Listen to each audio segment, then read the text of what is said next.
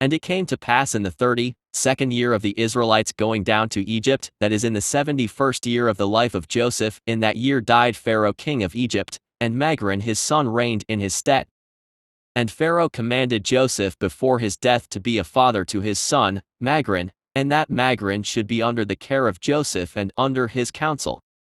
And all Egypt consented to this thing that Joseph should be king over them, for all the Egyptians loved Joseph as of heretofore. Only Magron the son of Pharaoh sat upon his father's throne, and he became king in those days in his father's stead. Magron was 41 years old when he began to reign, and 40 years he reigned in Egypt, and all Egypt called his name Pharaoh after the name of his father, as it was their custom to do in Egypt to every king that reigned over them. And it came to pass, when Pharaoh reigned in his father's stead, he placed the laws of Egypt and all the affairs of government in the hand of Joseph as his father had commanded him. And Joseph became king over Egypt, for he superintended over all Egypt, and all Egypt was under his care, and under his counsel, for all Egypt inclined to Joseph after the death of Pharaoh, and they loved him exceedingly to reign over them. But there were some people amongst them, who did not like him, saying, No stranger shall reign over us. Still the whole government of Egypt devolved in those days upon Joseph after the death of Pharaoh, he being the regulator, doing as he liked throughout the land without any one interfering. And all Egypt was under the care of Joseph, and Joseph made war with all his surrounding enemies, and he subdued them. Also all the land and all the Philistines unto the borders of Canaan did Joseph subdue, and they were all under his power, and they gave a yearly tax unto Joseph. And Pharaoh king of Egypt sat upon his throne in his father's stead, but he was under the control and counsel of Joseph, as he was at first under the control of his father. Neither did he reign but in the land of Egypt only, under the counsel of Joseph, but Joseph reigned over the whole country at that time, from Egypt unto the great river Perith. And Joseph was successful in all his ways, and the Lord was with him, and the Lord gave Joseph additional wisdom, and honor, and glory, and love toward him in the hearts of the Egyptians and throughout the land, and Joseph reigned over the whole country 40 years. And all the countries of the Philistines and Canaan and Zidon, and on the other side of Jordan, brought presents unto Joseph all his days, and the whole country was in the hand of Joseph, and they brought unto him a yearly tribute as it was regulated, for Joseph had fought against all his surrounding enemies and subdued them, and the whole country was in the hand of Joseph, and Joseph sat securely upon his throne in Egypt. And also all his brethren the sons of Jacob dwelt securely in the land all the days of Joseph, and they were fruitful and multiplied exceedingly in the land, and they served the Lord all their days as their father Jacob had commanded them. And it came to pass at the end of many days and years, when the children of Esau were dwelling quietly in their land with Bela their king, that the children of Esau were fruitful and multiplied in the land, and they resolved to go and fight with the sons of Jacob and all Egypt, and to deliver their brother Zepho, the son of Eliphaz, and his men, for they were yet in those days slaves to Joseph.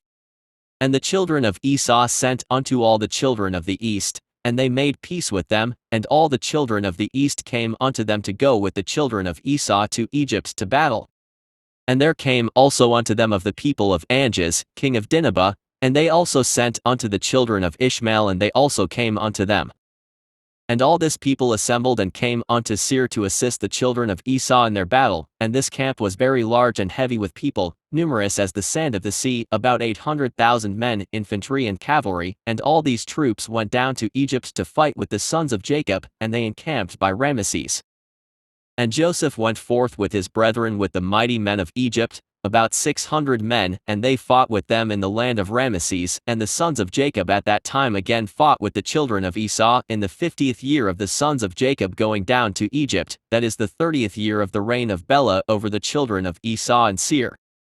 And the Lord gave all the mighty men of Esau and the children of the east into the hand of Joseph, and his brethren, and the people of the children of Esau and the children of the east were smitten before Joseph. And of the people of Esau and the children of the east that were slain, there fell before the sons of Jacob about 200,000 men, and their king Bela the son of Beor fell with them in the battle. And when the children of Esau saw that their king had fallen in battle and was dead, their hands became weak in the combat. And Joseph and his brethren and all Egypt were still smiting the people of the house of Esau, and all Esau's people were afraid of the sons of Jacob and fled from before them. And Joseph and his brethren and all Egypt pursued them a day's journey, and they slew yet from them about 300 men, continuing to smite them in the road, and they afterward turned back from them. And Joseph and all his brethren returned to Egypt, not one man was missing from them, but of the Egyptians there fell 12 men. And when Joseph returned to Egypt, he ordered Zepho and his men to be additionally bound, and they bound them in irons, and they increased their grief. And all the people of the children of Esau and the children of the east returned in shame each unto his city, for all the mighty men that were with them had fallen in battle. And when the children of Esau saw that their king had died in battle, they hastened and took a man from the people of the children of the east. His name was Jobab the son of Zarach, from the land of Botsra, and they caused him to reign over them instead of Bela their king. And Jobab sat upon the throne of Bela as king in his stead, and Jobab reigned in Edom over all the children of Esau 10 years, and the children of Esau went no more to fight with the sons of Jacob from that day forward, for the sons of Esau knew the valor of the sons of Jacob, and they were greatly afraid of them. But from that day forward the children of Esau hated the sons of Jacob, and the hatred and enmity were very strong between them all the days unto this day. And it came to pass after this, at the end of 10 years, Jobab, the son of Zarach from Botsra, died, and the children of Esau took a man whose name was Chusham from the land of Teman, and they made him king over them instead of Jobab, and Chusham reigned in Edom over all the children of Esau for 20 years. And Joseph, king of Egypt, and his brethren, and all the children of Israel dwelt securely in Egypt in those days, together with all the children of Joseph and his brethren, having no hindrance or evil accident, and the land of Egypt was at that time at rest from war in the days of Joseph and his brethren. Jasher chapter 59. And these are the names of the sons of Israel who dwelt in Egypt, who had come with Jacob. All the sons of Jacob came unto Egypt, every man with his household.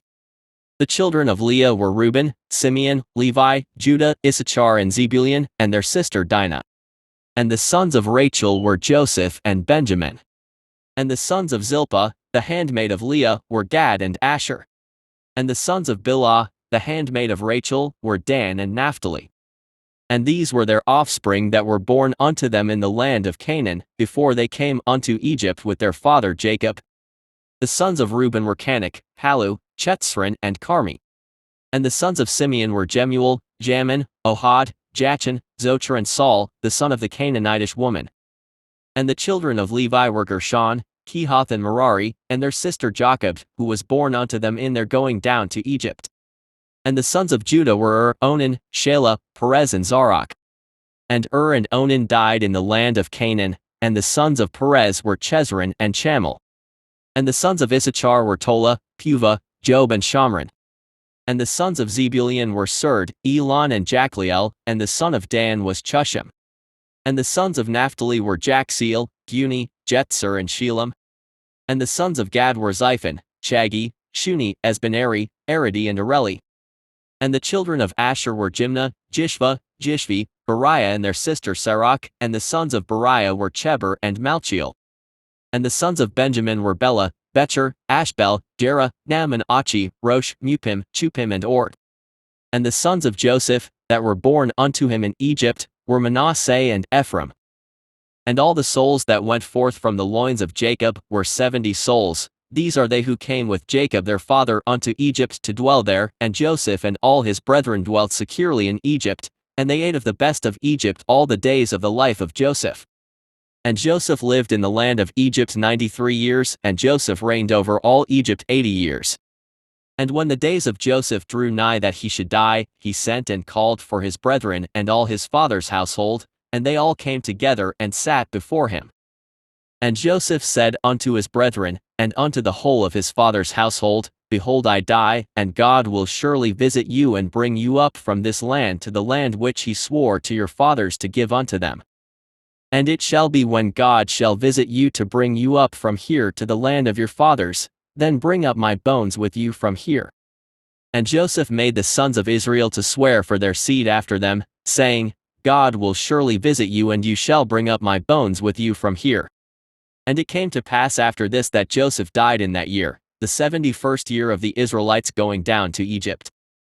And Joseph was 110 years old when he died in the land of Egypt, And all his brethren and all his servants rose up and they embalmed Joseph, as was their custom, and his brethren and all Egypt mourned over him for 70 days.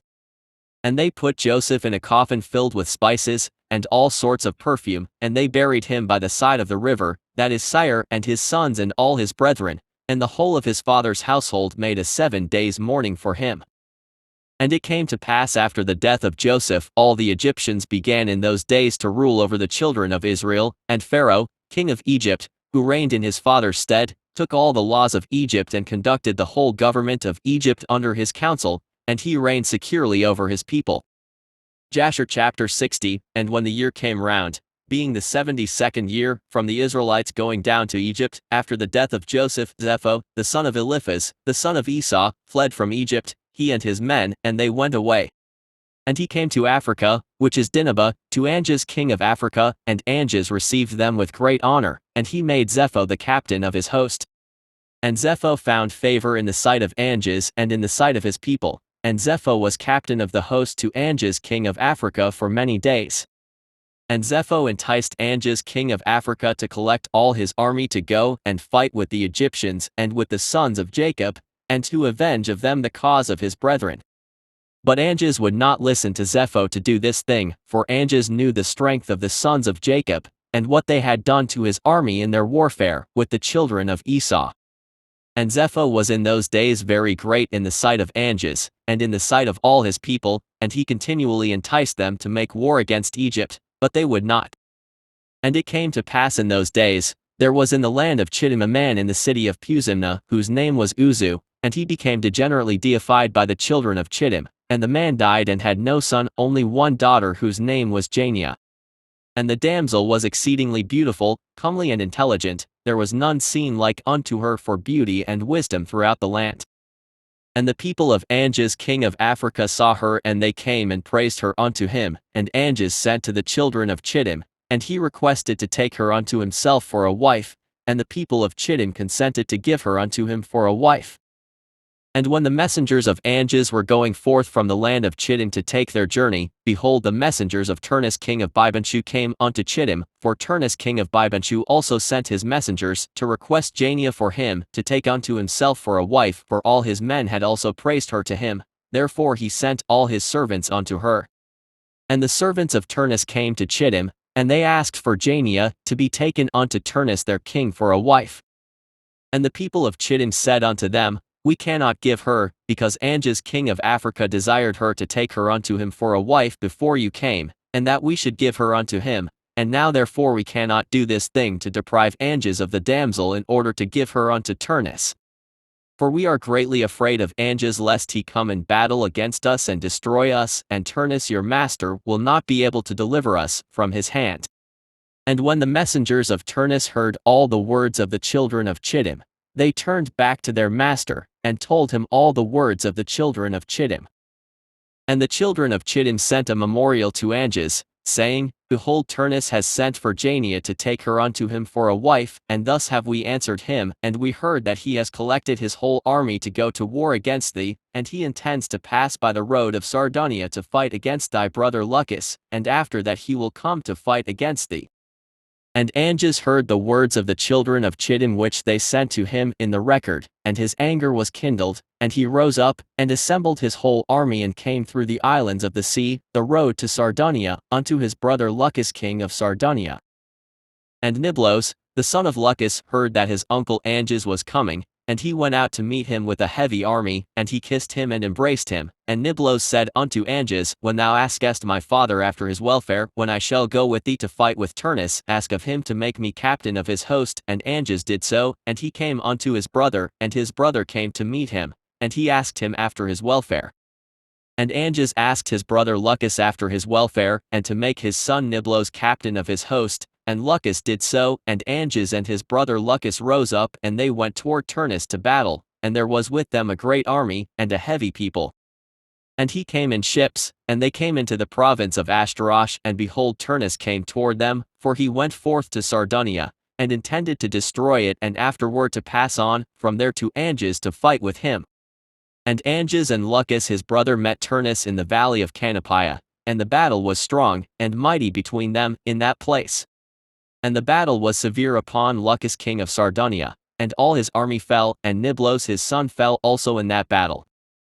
And his uncle Anges commanded his servants, and they made a golden coffin for Niblos, and they put him into it, and Anges again waged battle toward Turnus, and Anges was stronger than he, and he slew him, and he smote all his people with the edge of the sword, and Anges avenged the cause of Niblos his brother's son, and the cause of the army of his brother Lucus. And when Turnus died, the hands of those that survived the battle became weak, and they fled from before Anges and Lucus his brother. And Anges and his brother Lucus pursued them unto the highroad, which is between Alphanu and Roma, and they slew the whole army of Turnus with the edge of the sword. And Lucus king of Sardunia commanded his servants that they should make a coffin of brass, and that they should place therein the body of his son Niblos, and they buried him in that place.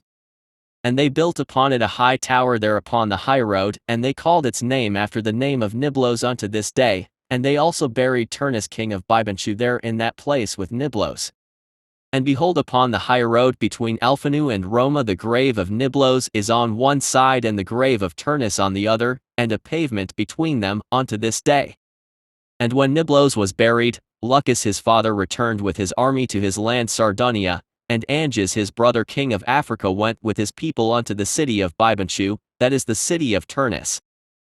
And the inhabitants of Bibanchu heard of his fame, and they were greatly afraid of him, and they went forth to meet him with weeping and supplication. And the inhabitants of Bibanchu entreated of Anges not to slay them, nor destroy their city, and he did so, for Bibanchu was in those days reckoned as one of the cities of the children of Chittim, therefore he did not destroy the city. But from that day forward the troops of the king of Africa would go to Chittim to spoil and plunder it, and whenever they went, Zepho the captain of the host of Anges would go with them. And it was after this that Anges turned with his army, and they came to the city of Puzimna, and Anges took thence Jania the daughter of Uzu for a wife, and brought her unto his city unto Africa. Jasher chapter 61. And it came to pass at that time Pharaoh king of Egypt commanded all his people to make for him a strong palace in Egypt. And he also commanded the sons of Jacob to assist the Egyptians in the building, and the Egyptians made a beautiful and elegant palace for a royal habitation, and he dwelt therein, and he renewed his government, and he reigned securely. And Zebulun the son of Jacob died in that year, that is the 72nd year of the going down of the Israelites to Egypt, and Zebulun died 114 years old, and was put into a coffin, and given into the hands of his children. And in the 75th year died his brother Simeon. He was 120 years old at his death, and he was also put into a coffin, and given into the hands of his children. And Zepho the son of Eliphaz the son of Esau, captain of the host to Anges king of Dinhabah, was still daily enticing Anges to prepare for battle to fight with the sons of Jacob in Egypt, and Anges was unwilling to do this thing, for his servants had related to him all the might of the sons of Jacob, what they had done unto them in their battle with the children of Esau. And Zepho was in those days daily enticing Anges to fight with the sons of Jacob in those days. And after some time Anges hearkened to the words of Zepho, and consented to him to fight with the sons of Jacob in Egypt, and Anges got all his people in order, a people numerous as the sand which is upon the seashore, and he formed his resolution to go to Egypt to battle. And amongst the servants of Anges was a youth 15 years old, Balaam the son of Beor was his name, and the youth was very wise and understood the art of witchcraft. And Anges said unto Balaam, Conjure for us, I pray thee, with the witchcraft, that we may know who will prevail in this battle to which we are now proceeding. And Balaam ordered that they should bring him wax, and he made thereof the likeness of chariots and horsemen representing the army of Anges and the army of Egypt, and he put them in the cunningly prepared waters that he had for that purpose, and he took in his hand the boughs of myrtle trees, and he exercised his cunning, and he joined them over the water, and there appeared unto him in the water the resembling images of the hosts of Anges falling before the resembling images of the Egyptians and the sons of Jacob. And Balaam told this thing to Anges, and Anges despaired and did not arm himself to go down to Egypt to battle, and he remained in his city. And when Zepho the son of Eliphaz saw that Anges despaired of going forth to battle with the Egyptians, Zepho fled from Anges from Africa, and he went and came unto Chittim. And all the people of Chittim received him with great honor, and they hired him to fight their battles all the days. And Zepho became exceedingly rich in those days, and the troops of the king of Africa still spread themselves in those days. And the children of Chittim assembled and went to Mount Cuphtisea on account of the troops of Anges king of Africa, who were advancing upon them. And it was one day that Zepho lost a young heifer, and he went to seek it, and he heard it lowing round about the mountain. And Zepho went and he saw, and behold there was a large cave at the bottom of the mountain, and there was a great stone there at the entrance of the cave. And Zepho split the stone, and he came into the cave, and he looked, and behold, a large animal was devouring the ox. From the middle upward it resembled a man, and from the middle downward it resembled an animal. And Zepho rose up against the animal and slew it with his swords. And the inhabitants of Chittim heard of this thing, and they rejoiced exceedingly, and they said, "What shall we do unto this man who has slain this animal, that devoured our cattle?" And they all assembled to consecrate one day in the year to him, and they called the name thereof Zepho after his name. And they brought unto him drink offerings year after year on that day, and they brought unto him gifts. At that time Jania the daughter of Uzu wife of King Anges became ill, and her illness was heavily felt by Anges and his officers. And Anges said unto his wise men, "What shall I do to Jania, and how shall I heal her from her illness?" And his wise men said unto him, "Because the air of our country is not like the air of the land of Chittim, and our water is not like their water, therefore from this has the queen become ill. For through the change of air and water, she became ill, and also because in her country, she drank only the water which came from Perma, which her ancestors had brought up with bridges." And Anges commanded his servants, and they brought unto him in vessels of the waters of Perma belonging to Chittim, and they weighed those waters with all the waters of the land of Africa, and they found those waters lighter than the waters of Africa. And Anges saw this thing, and he commanded all his officers to assemble the hewers of stone in thousands and tens of thousands, and they hewed stone without number. And the builders came and they built an exceedingly strong bridge, and they conveyed the spring of water from the land of Chittim unto Africa. And those waters were for Jania, the queen, and for all her concerns, to drink from and to bake, wash and bathe therewith, and also to water therewith all seed from which food can be obtained, and all fruit of the ground. And the king commanded that they should bring of the soil of Chittim in large ships, and they also brought stones to build therewith, and the builders built palaces for Jania the queen, and the queen became healed of her illness.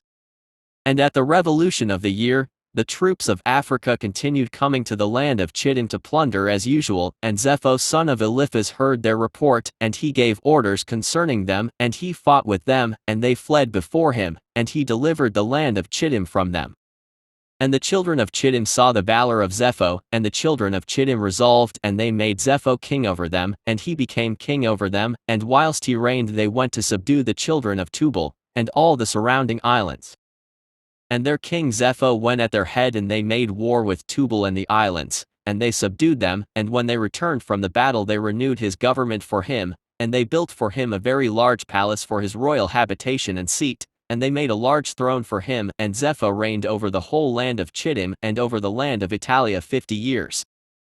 Jasher chapter 62. In that year, being the 79th year of the Israelites going down to Egypt, died Reuben the son of Jacob in the land of Egypt. Reuben was 125 years old when he died, and they put him into a coffin, and he was given into the hands of his children. And in the 80th year, died his brother Dan. He was 120 years at his death, and he was also put into a coffin, and given into the hands of his children. And in that year, died Chushan king of Edom, and after him reigned Hadad the son of Bedad for 35 years. And in the 81st year, died Issachar the son of Jacob in Egypt, and Issachar was 122 years old at his death, and he was put into a coffin in Egypt, and given into the hands of his children. And in the 82nd year, died Asher his brother. He was 123 years old at his death, and he was placed in a coffin in Egypt, and given into the hands of his children. And in the 83rd year died Gad. He was 125 years old at his death, and he was put into a coffin in Egypt, and given into the hands of his children. And it came to pass in the 84th year, that is the 50th year of the reign of Hadad, son of Bedad, king of Edom, that Hadad assembled all the children of Esau, and he got his whole army in readiness, about 400,000 men, and he directed his way to the land of Moab, and he went to fight with Moab and to make them tributary to him. And the children of Moab heard this thing, and they were very much afraid, and they sent to the children of Midian to assist them in fighting with Hadad, son of Bedad, king of Edom. And Hadad came unto the land of Moab and the children of Midian went out to meet him, and they placed themselves in battle array against him in the field of Moab. And Hadad fought with Moab, and there fell of the children of Moab and the children of Midian many slain ones, about 200,000 men. And the battle was very severe upon Moab, and when the children of Moab saw that the battle was sore upon them, they weakened their hands and turned their backs, and left the children of Midian to carry on the battle. And the children of Midian knew not the intentions of Moab, but they strengthened themselves in battle and fought with Hadad and all his host, and all Midian fell before him. And Hadad smote all Midian with a heavy smiting, and he slew them with the edge of the sword, he left none remaining of those who came to assist Moab. And when all the children of Midian had perished in battle, and the children at Moab had escaped, Hadad made all Moab at that time tributary to him, and they became under his hand, and they gave a yearly tax as it was ordered, and Hadad turned and went back to his land. And at the revolution of the year, when the rest of the people of Midian that were in the land heard that all their brethren had fallen in battle with Hadad for the sake of Moab, because the children of Moab had turned their backs in battle and left Midian to fight, then 5 of the princes of Midian resolved with the rest of their brethren who remained in their land to fight with Moab to avenge the cause of their brethren. And the children of Midian sent to all their brethren the children of the east, and all their brethren all the children of Keturah came to assist Midian to fight with Moab.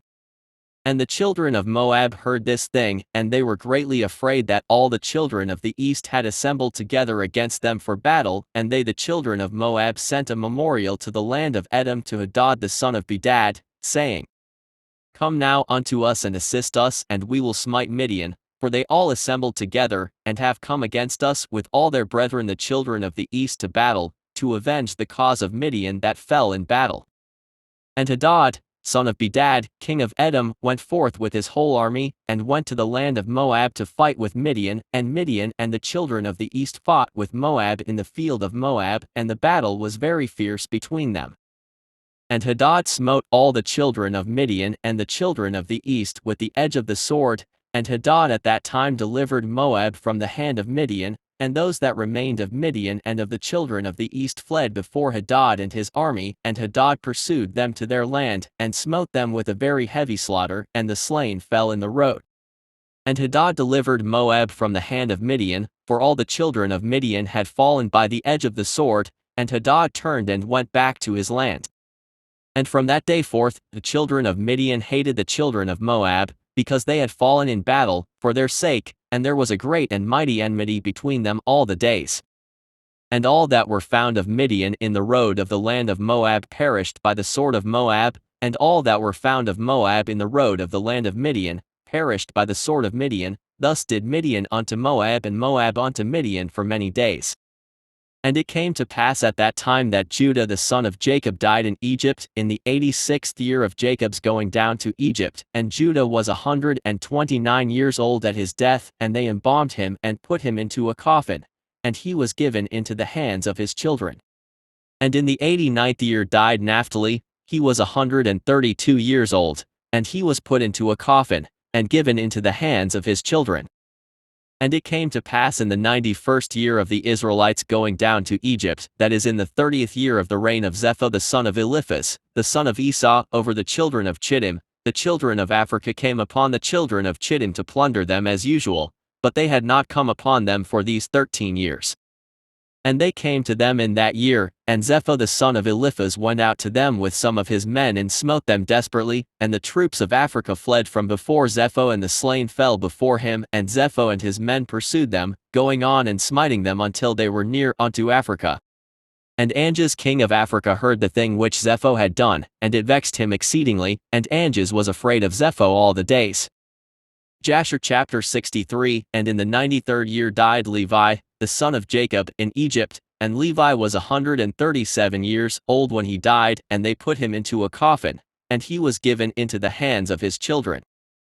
And it came to pass after the death of Levi, when all Egypt saw that the sons of Jacob the brethren of Joseph were dead, all the Egyptians began to afflict the children of Jacob, and to embitter their lives from that day unto the day of their going forth from Egypt, and they took from their hands all the vineyards and fields, which Joseph had given unto them, and all the elegant houses, in which the people of Israel lived, and all the fat of Egypt, the Egyptians took all from the sons of Jacob in those days.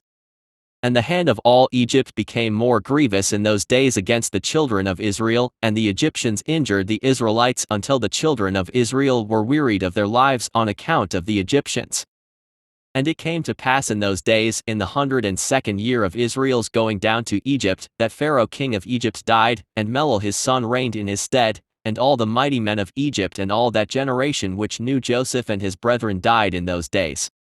And another generation rose up in their stead, which had not known the sons of Jacob, and all the good, which they had done to them, and all their might in Egypt. Therefore all Egypt began from that day forth to embitter the lives of the sons of Jacob, and to afflict them with all manner of hard labor, because they had not known their ancestors who had delivered them in the days of the famine. And this was also from the Lord, for the children of Israel, to benefit them in their latter days, in order that all the children of Israel might know the Lord their God. And in order to know the signs and mighty wonders, which the Lord would do in Egypt on account of his people Israel, in order that the children of Israel might fear the Lord God of their ancestors, and walk in all his ways, they and their seed after them all the days. Melol was 20 years old when he began to reign, and he reigned 94 years, and all Egypt called his name Pharaoh after the name of his father, as it was their custom to do to every king who reigned over them in Egypt. At that time all the troops of Anges king of Africa went forth to spread along the land of Chittim as usual for plunder. And Zepho the son of Eliphaz the son of Esau heard their report, and he went forth to meet them with his army, and he fought them there in the road. And Zepho smote the troops of the king of Africa with the edge of the sword, and left none remaining of them, and not even one returned to his master in Africa.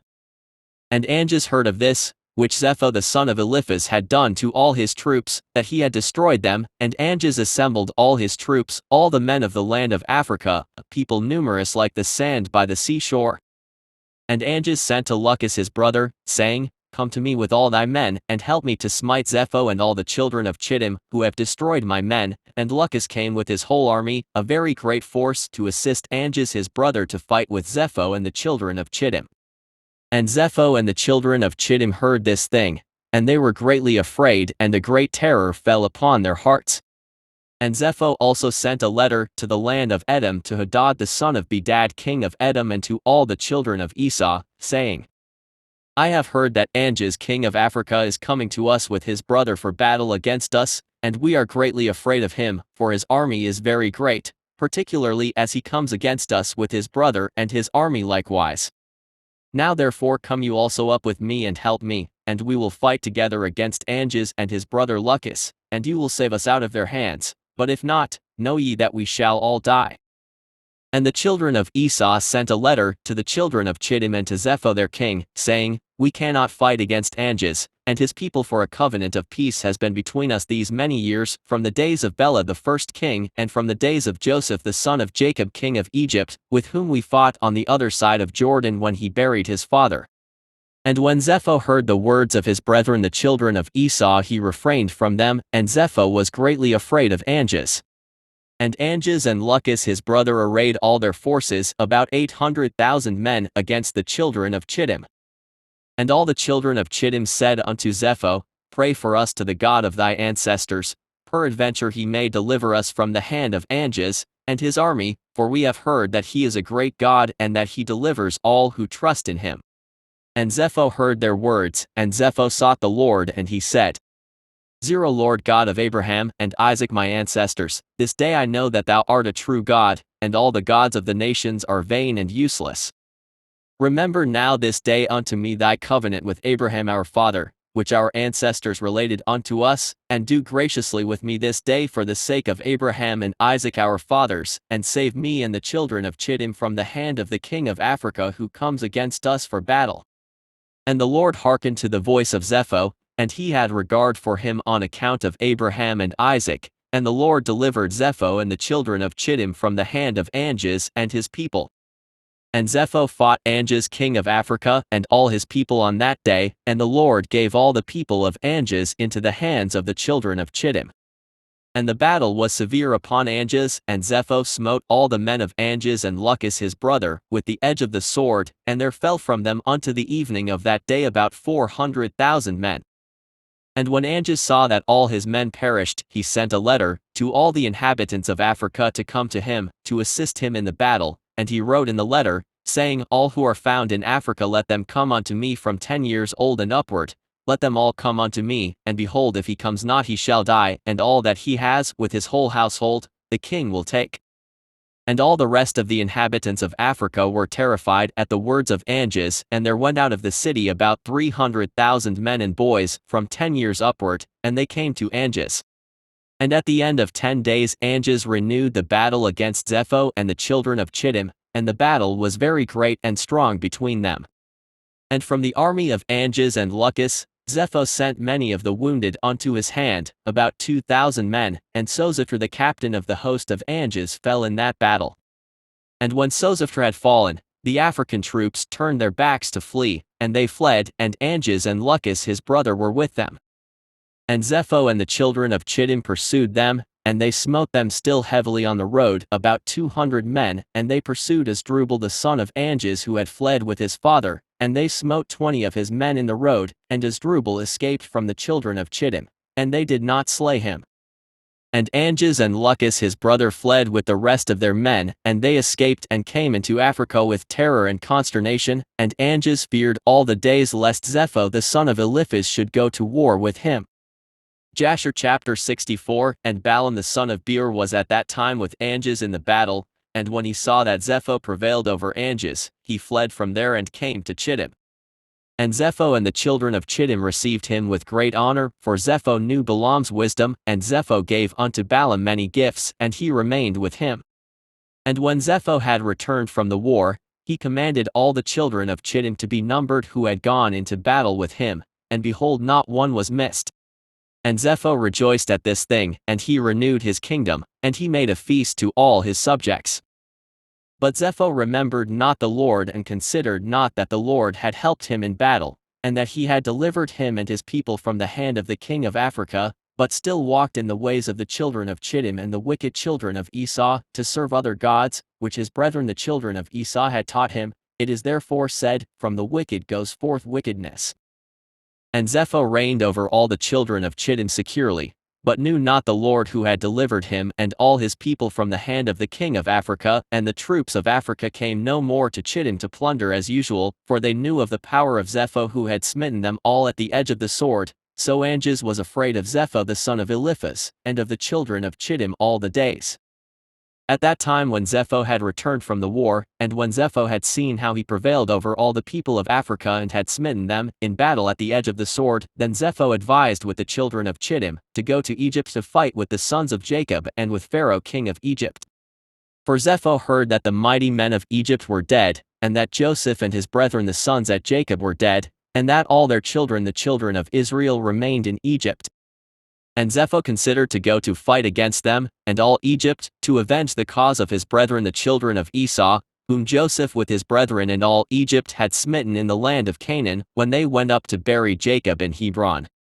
And Zepho sent messengers to Adad, son of Bedad, king of Edom, and to all his brethren the children of Esau, saying, Did you not say that you would not fight against the king of Africa, for he is a member of your covenant? Behold, I fought with him and smote him and all his people.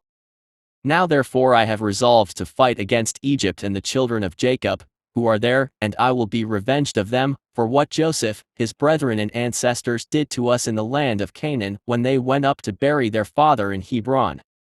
Now then, if you are willing to come to me to assist me in fighting against them and Egypt, then shall we avenge the cause of our brethren. And the children of Esau hearkened to the words of Zepho, and the children of Esau gathered themselves together, a very great people, and they went to assist Zepho and the children of Chittim in battle.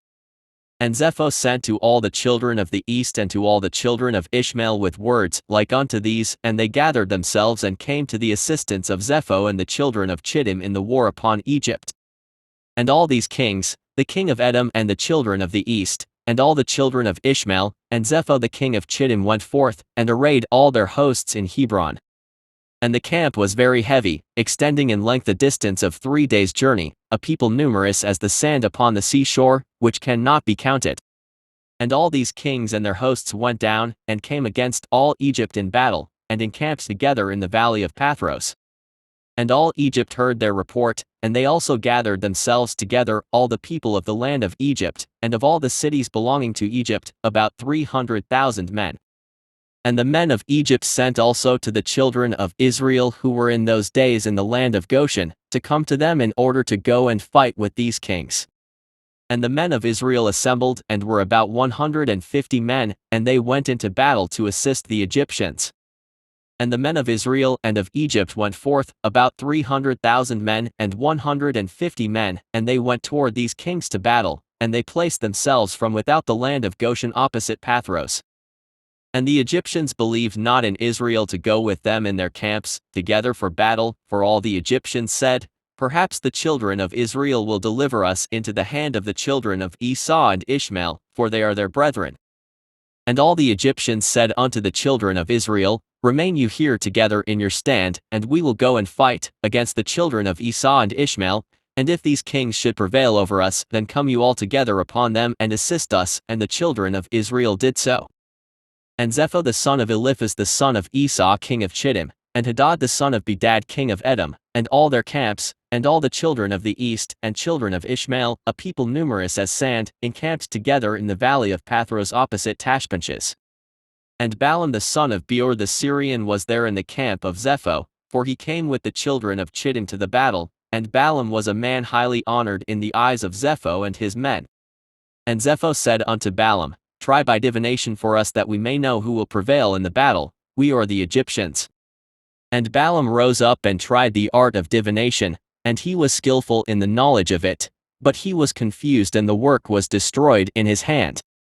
And he tried it again, but it did not succeed, and Balaam despaired of it, and left it and did not complete it, for this was from the Lord, in order to cause Zepho and his people to fall into the hand of the children of Israel, who had trusted in the Lord, the God of their ancestors, in their war. And Zepho and Hadad put their forces in battle array, and all the Egyptians went alone against them, about 300,000 men, and not one man of Israel was with them. And all the Egyptians fought with these kings opposite Pathros and Tashbenches, and the battle was severe against the Egyptians. And the kings were stronger than the Egyptians in that battle, and about 180 men of Egypt fell on that day, and about 30 men of the forces of the kings, and all the men of Egypt fled from before the kings. So the children of Esau and Ishmael pursued the Egyptians, continuing to smite them unto the place where was the camp of the children of Israel. And all the Egyptians cried unto the children of Israel, saying, Hasten to us and assist us, and save us from the hand of Esau, Ishmael, and the children of Chittim. And the 150 men of the children of Israel ran from their station to the camps of these kings, and the children of Israel cried unto the Lord their God to deliver them. And the Lord hearkened to Israel, and the Lord gave all the men of the kings into their hand, and the children of Israel fought against these kings, and the children of Israel smote about 4,000 of the king's men. And the Lord threw a great consternation in the camp of the kings, so that the fear of the children of Israel fell upon them. And all the hosts of the kings fled from before the children of Israel, and the children of Israel pursued them, continuing to smite them unto the borders of the land of Cush. And the children of Israel slew of them in the road yet 2,000 men, and of the children of Israel not one fell. And when the Egyptians saw that the children of Israel had fought with such few men with the kings, and that the battle was so very severe against them, all the Egyptians were greatly afraid of their lives on account of the strong battle, and all Egypt fled, every man hiding himself from the arrayed forces, and they hid themselves in the road, and they left the Israelites to fight. And the children of Israel inflicted a terrible blow upon the king's men, and they returned from them after they had driven them to the border of the land of Cush. And all Israel knew the thing which the men of Egypt had done to them, that they had fled from them in battle, and had left them to fight alone. So the children of Israel also acted with cunning, and as the children of Israel returned from battle, they found some of the Egyptians in the road and smote them there. And whilst they slew them, they said unto them these words: Wherefore did you go from us and leave us, being a few people, to fight against these kings who had a great people to smite us, that you might thereby deliver your own souls? And of some which the Israelites met on the road, they the children of Israel spoke to each other, saying, Smite, smite, for he is an Ishmaelite, or an Edomite, or from the children of Chittim. And they stood over him and slew him, and they knew that he was an Egyptian. And the children of Israel did these things cunningly against the Egyptians, because they had deserted them in battle and had fled from them. And the children of Israel slew of the men of Egypt in the road in this manner, about 200 men. And all the men of Egypt saw the evil which the children of Israel had done to them, so all Egypt feared greatly the children of Israel, for they had seen their great power, and that not one man of them had fallen. So all the children of Israel returned with joy on their road to Goshen, and the rest of Egypt returned each man to his place. Jasher chapter 65. And it came to pass after these things, that all the counselors of Pharaoh, king of Egypt, and all the elders of Egypt assembled, and came before the king and bowed down to the ground, and they sat before him. And the counselors and elders of Egypt spoke unto the king, saying, Behold, the people of the children of Israel is greater and mightier than we are, and thou knowest all the evil which they did to us in the road when we returned from battle. And thou hast also seen their strong power, for this power is unto them from their fathers, for but a few men stood up against a people numerous as the sand, and smote them at the edge of the sword, and of themselves not one has fallen, so that if they had been numerous they would then have utterly destroyed them. Now therefore give us counsel what to do with them, until we gradually destroy them from amongst us, lest they become too numerous for us in the land. For if the children of Israel should increase in the land, they will become an obstacle to us, and if any war should happen to take place, they with their great strength will join our enemy against us, and fight against us, destroy us from the land and go away from it. So the king answered the elders of Egypt, and said unto them, This is the plan advised against Israel, from which we will not depart. Behold, in the land are Pithom and Ramesses, cities unfortified against battle. It behooves you and us to build them, and to fortify them. Now therefore go you also and act cunningly toward them, and proclaim a voice in Egypt and in Goshen at the command of the king, saying, All ye men of Egypt, Goshen, Pathros and all their inhabitants. The king has commanded us to build Pithom and Ramesses, and to fortify them for battle. Who amongst you of all Egypt, of the children of Israel and of all the inhabitants of the cities, are willing to build with us, shall each have his wages given to him daily at the king's order. So go you first and do cunningly, and gather yourselves and come to Pithom and Ramesses to build. And whilst you are building, cause a proclamation of this kind to be made throughout Egypt every day at the command of the king. And when some of the children of Israel shall come to build with you, you shall give them their wages daily for a few days. And after they shall have built with you for their daily hire, drag yourselves away from them daily one by one in secret, and then you shall rise up and become their taskmasters and officers, and you shall leave them afterward to build without wages, and should they refuse, then force them with all your might to build. And if you do this, it will be well with us to strengthen our land against the children of Israel, for on account of the fatigue of the building and the work, the children of Israel will decrease, because you will deprive them from their wives day by day. And all the elders of Egypt heard the counsel of the king, and the counsel seemed good in their eyes, and in the eyes of the servants of Pharaoh, and in the eyes of all Egypt, and they did according to the word of the king.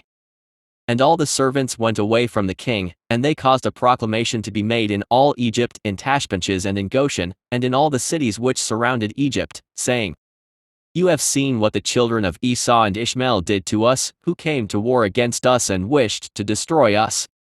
Now therefore the king commanded us to fortify the land, to build the cities Pithom and Ramesses, and to fortify them for battle, if they should again come against us. Whosoever of you from all Egypt and from the children of Israel will come to build with us, he shall have his daily wages given by the king, as his command is unto us. And when Egypt and all the children of Israel heard all that the servants of Pharaoh had spoken, there came from the Egyptians and the children of Israel to build with the servants of Pharaoh, Pithom and Ramesses, but none of the children of Levi came with their brethren to build. And all the servants of Pharaoh and his princes came at first with deceit to build with all Israel as daily hired laborers, and they gave to Israel their daily hire at the beginning. And the servants of Pharaoh built with all Israel, and were employed in that work with Israel for a month. And at the end of the month all the servants of Pharaoh began to withdraw secretly from the people of Israel daily.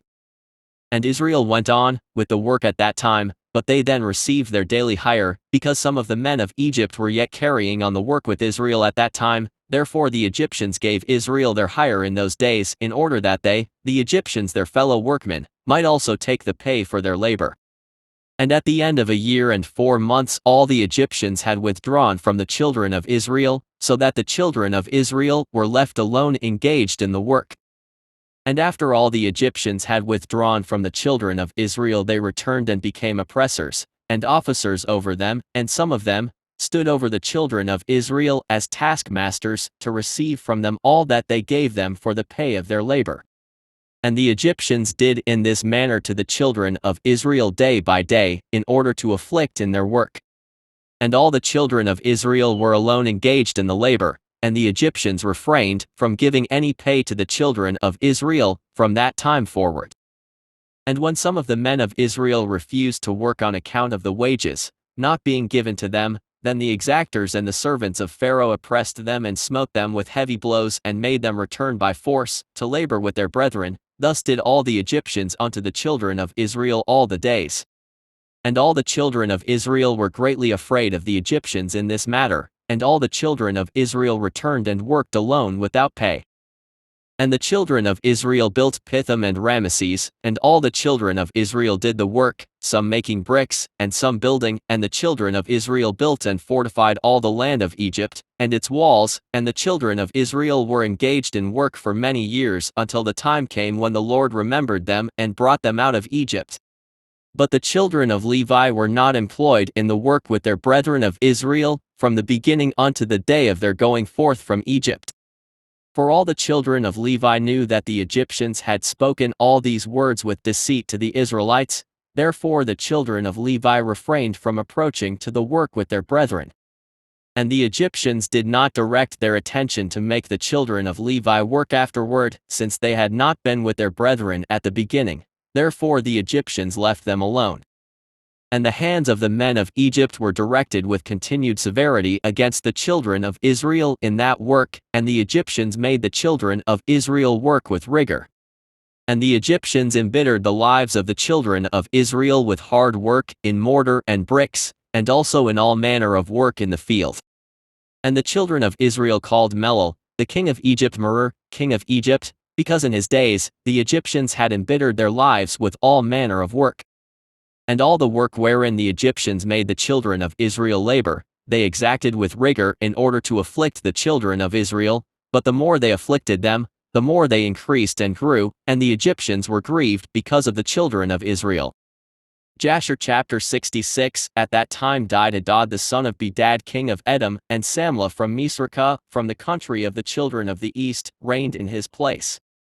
In the 13th year of the reign of Pharaoh king of Egypt, which was the 125th year of the Israelites going down into Egypt, Samlah had reigned over Edom 18 years. And when he reigned, he drew forth his hosts to go and fight against Zepho the son of Eliphaz, and the children of Chittim, because they had made war against Anjas king of Africa, and they destroyed his whole army. But he did not engage with him, for the children of Esau prevented him, saying, he was their brother. So Samlah listened to the voice of the children of Esau, and turned back with all his forces to the land of Edom, and did not proceed to fight against Zepho the son of Eliphaz. And Pharaoh king of Egypt heard this thing, saying, Samlah king of Edom has resolved to fight the children of Chittim, and afterward he will come to fight against Egypt.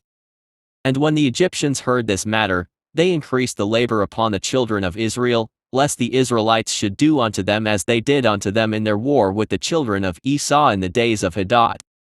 So the Egyptians said unto the children of Israel, hasten and do your work, and finish your task, and strengthen the land, lest the children of Esau your brethren should come to fight against us, for on your account will they come against us. And the children of Israel did the work of the men of Egypt day by day, and the Egyptians afflicted the children of Israel in order to lessen them in the land. But as the Egyptians increased the labor upon the children of Israel, so did the children of Israel increase and multiply, and all Egypt was filled with the children of Israel. And in the 125th year of Israel's going down into Egypt, all the Egyptians saw that their counsel did not succeed against Israel, but that they increased and grew, and the land of Egypt and the land of Goshen were filled with the children of Israel. So all the elders of Egypt and its wise men came before the king and bowed down to him and sat before him.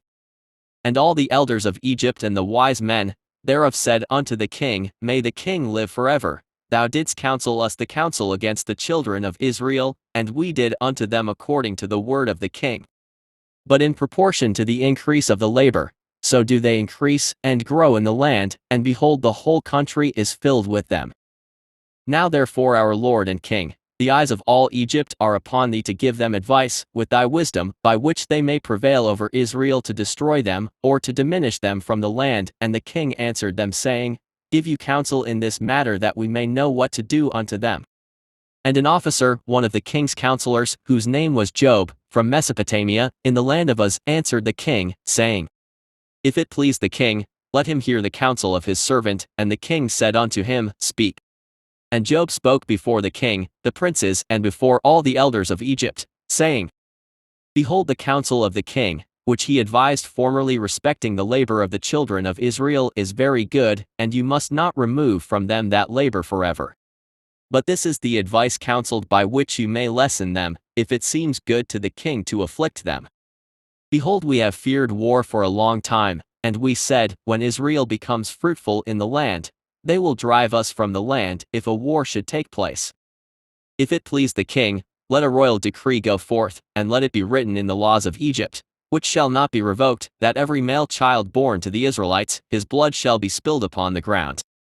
And by your doing this, when all the male children of Israel shall have died, the evil of their wars will cease. Let the king do so, and send for all the Hebrew midwives, and order them in this matter to execute it. So the thing pleased the king and the princes, and the king did according to the word of Job. And the king sent for the Hebrew midwives to be called, of which the name of one was Shepra, and the name of the other Puah. And the midwives came before the king, and stood in his presence. And the king said unto them, When you do the office of a midwife to the Hebrew women, and see them upon the stools, if it be a son, then you shall kill him, but if it be a daughter, then she shall live. But if you will not do this thing, then will I burn you up and all your houses with fire. But the midwives feared God, and did not hearken to the king of Egypt nor to his words. And when the Hebrew women brought forth to the midwife, son or daughter, then did the midwife do all that was necessary to the child, and let it live. Thus did the midwives all the days.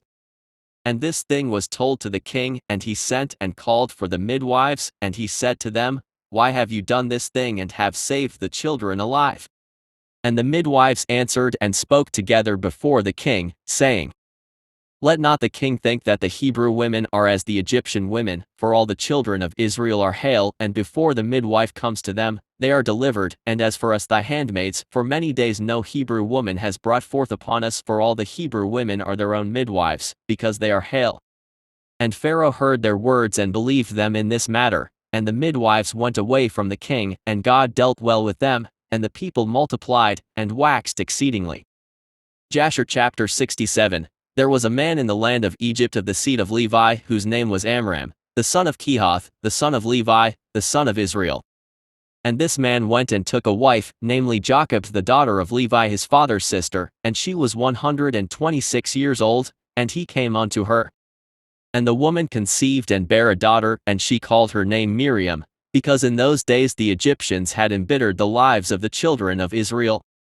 And she conceived again, and bare a son, and she called his name Aaron, for in the days of her conception, Pharaoh began to spill the blood of the male children of Israel. In those days died Zepho the son of Eliphaz, son of Esau, king of Chittim, and Janias reigned in his stead. And the time that Zepho reigned over the children of Chittim was 50 years, and he died and was buried in the city of Nabna in the land of Chittim. And Janias, one of the mighty men of the children of Chittim, reigned after him, and he reigned 50 years.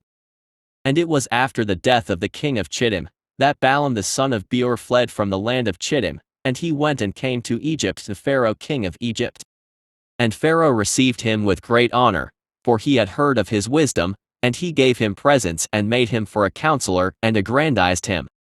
And Balaam dwelt in Egypt in honor with all the nobles of the king, and the nobles exalted him, because they all coveted to learn his wisdom. And in the 130th year of Israel's going down to Egypt, Pharaoh dreamed that he was sitting upon his kingly throne, and lifted up his eyes and saw an old man standing before him, and there were scales in the hands of the old man, such scales as are used by merchants. And the old man took the scales and hung them before Pharaoh. And the old man took all the elders of Egypt and all its nobles and great men, and he tied them together, and put them in one scale. And he took a milk kid and put it into the other scale, and the kid preponderated over all. And Pharaoh was astonished at this dreadful vision, why the kid should preponderate over all, and Pharaoh awoke, and behold, it was a dream. And Pharaoh rose up early in the morning and called all his servants and related to them the dream, and the men were greatly afraid.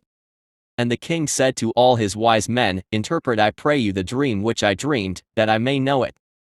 And Balaam the son of Beor answered the king and said unto him, This means nothing else, but a great evil, that will spring up against Egypt in the latter days. For a son will be born to Israel who will destroy all Egypt and its inhabitants, and bring forth the Israelites from Egypt with a mighty hand. Now therefore, O king, take counsel upon this matter, that you may destroy the hope of the children of Israel and their expectation, before this evil arise against Egypt. And the king said unto Balaam, And what shall we do unto Israel? Surely after a certain manner did we at first counsel against them, and could not prevail over them. Now therefore give you also advice against them by which we may prevail over them. And Balaam answered the king, saying, Send now and call thy 2 counselors, and we will see what their advice is upon this matter, and afterward thy servant will speak. And the king sent and called his 2 counselors, Reuel the Midianite and Job the Uzite, and they came and sat before the king. And the king said to them, Behold, you have both heard the dream which I have dreamed, and the interpretation thereof. Now therefore give counsel, and know and see what is to be done to the children of Israel, whereby we may prevail over them, before their evil shall spring up against us.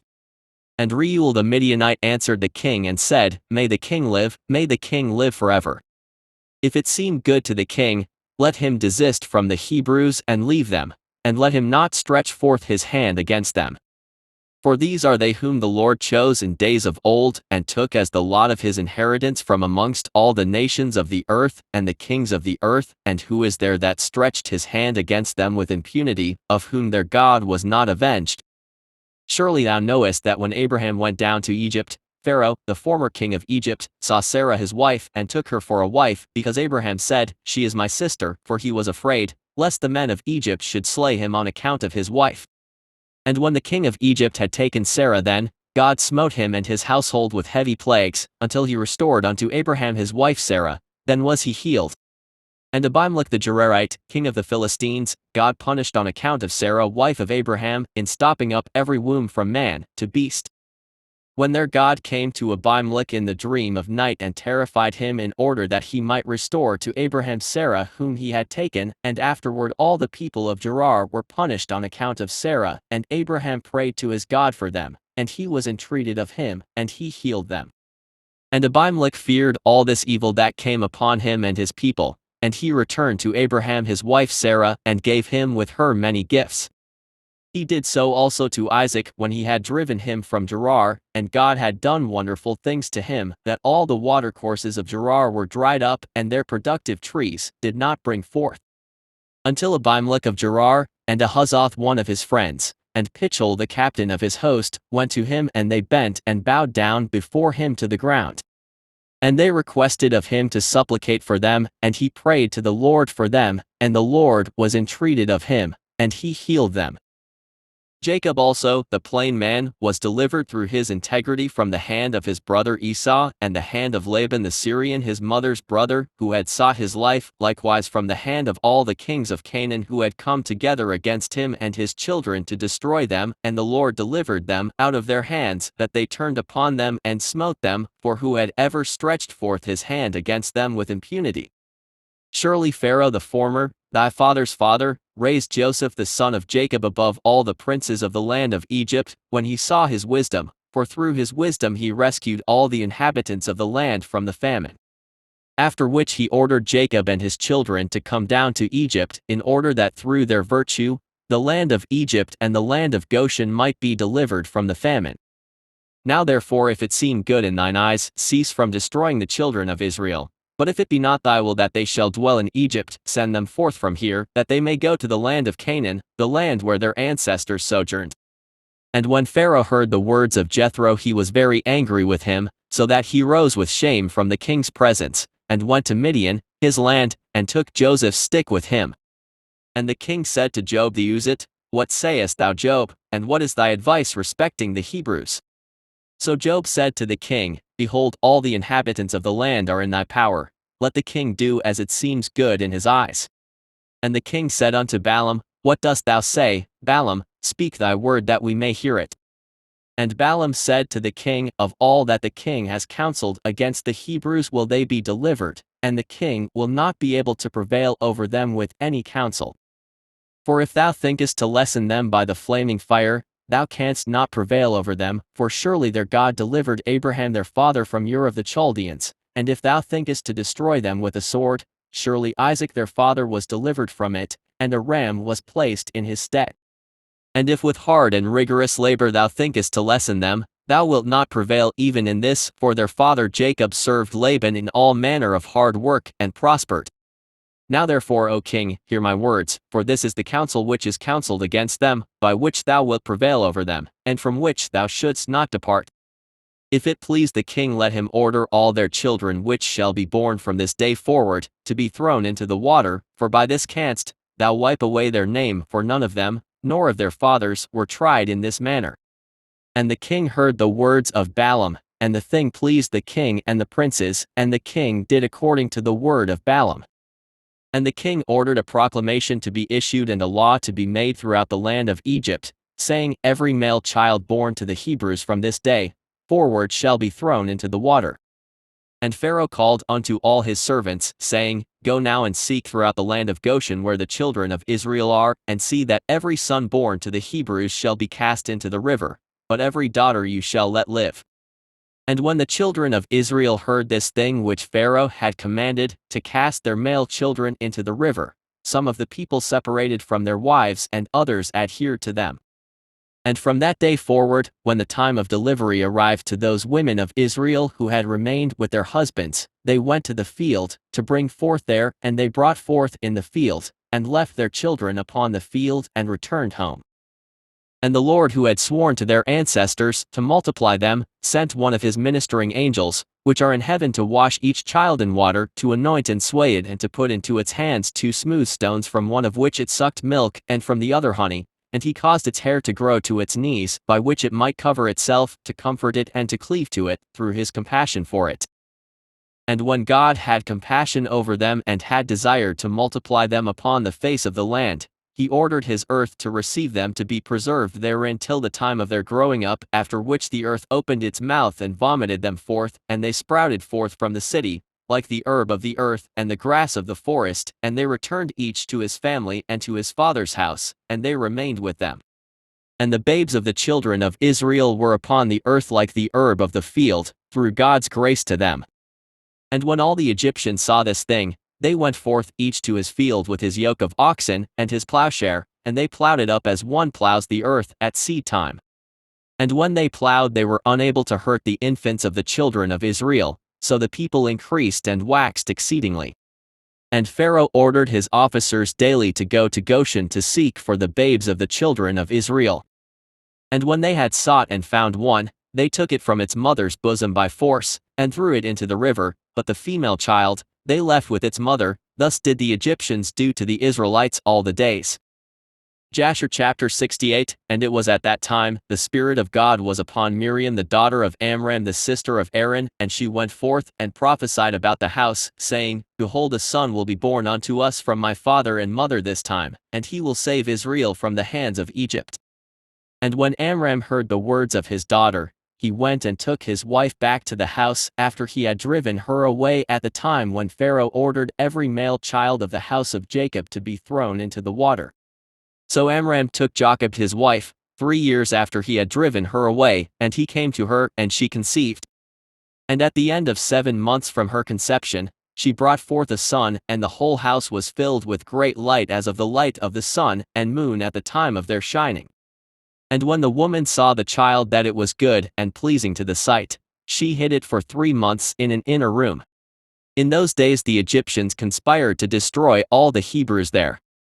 And the Egyptian women went to Goshen where the children of Israel were, and they carried their young ones upon their shoulders, their babes who could not yet speak. And in those days, when the women of the children of Israel brought forth, each woman had hidden her son from before the Egyptians, that the Egyptians might not know of their bringing forth, and might not destroy them from the land. And the Egyptian women came to Goshen, and their children who could not speak were upon their shoulders, and when an Egyptian woman came into the house of a Hebrew woman, her babe began to cry. And when it cried, the child that was in the inner room answered it. So the Egyptian women went and told it at the house of Pharaoh. And Pharaoh sent his officers to take the children and slay them. Thus did the Egyptians to the Hebrew women all the days. And it was at that time, about 3 months from Jochebed's concealment of her son, that the thing was known in Pharaoh's house. And the woman hastened to take away her son before the officers came, and she took for him an ark of bulrushes, and daubed it with slime and with pitch, and put the child therein, and she laid it in the flags by the river's brink. And his sister Miriam stood afar off to know what would be done to him, and what would become of her words. And God sent forth at that time a terrible heat in the land of Egypt, which burned up the flesh of man like the sun in his circuit, and it greatly oppressed the Egyptians. And all the Egyptians went down to bathe in the river on account of the consuming heat which burned up their flesh. And Bathia, the daughter of Pharaoh, went also to bathe in the river, owing to the consuming heat, and her maidens walked at the river side, and all the women of Egypt as well. And Bathia lifted up her eyes to the river, and she saw the ark upon the water, and sent her maid to fetch it. And she opened it and saw the child, and behold, the babe wept, and she had compassion on him, and she said, This is one of the Hebrew children.